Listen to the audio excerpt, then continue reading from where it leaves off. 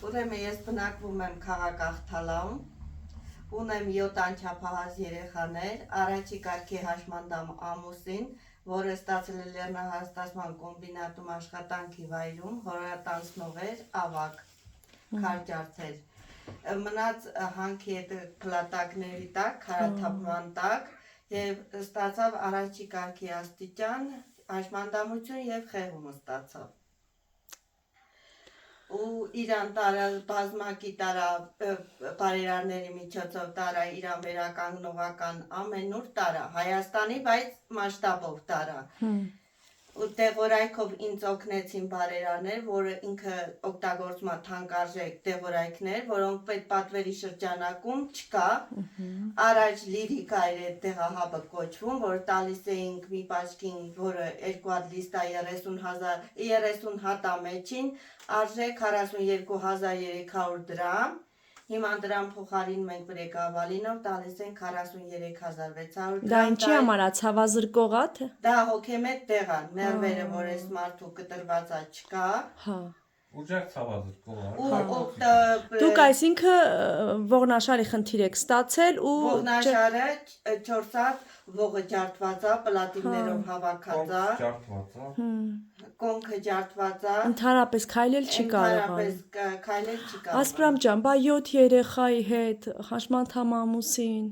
ոնց եք հասցնում միայնակ դուք։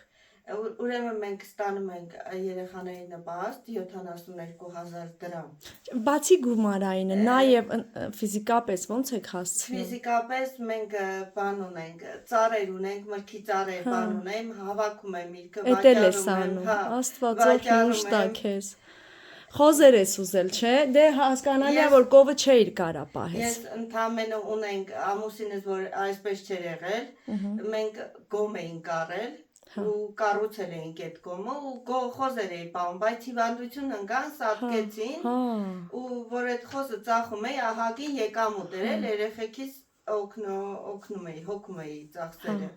Հիմա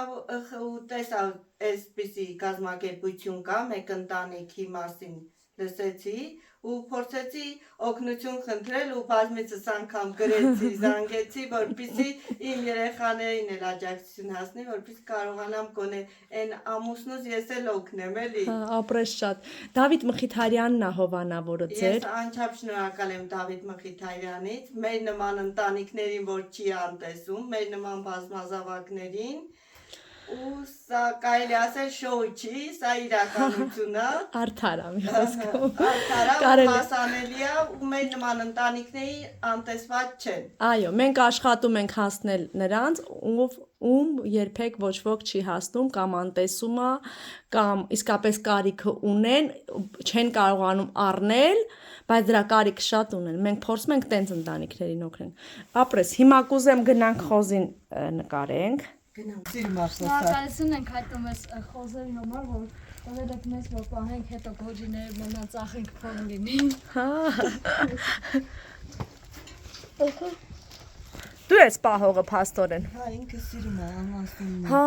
Աստված օրհնի, մեկը 1000 անի։ Լավ ես անում, ապրես դու։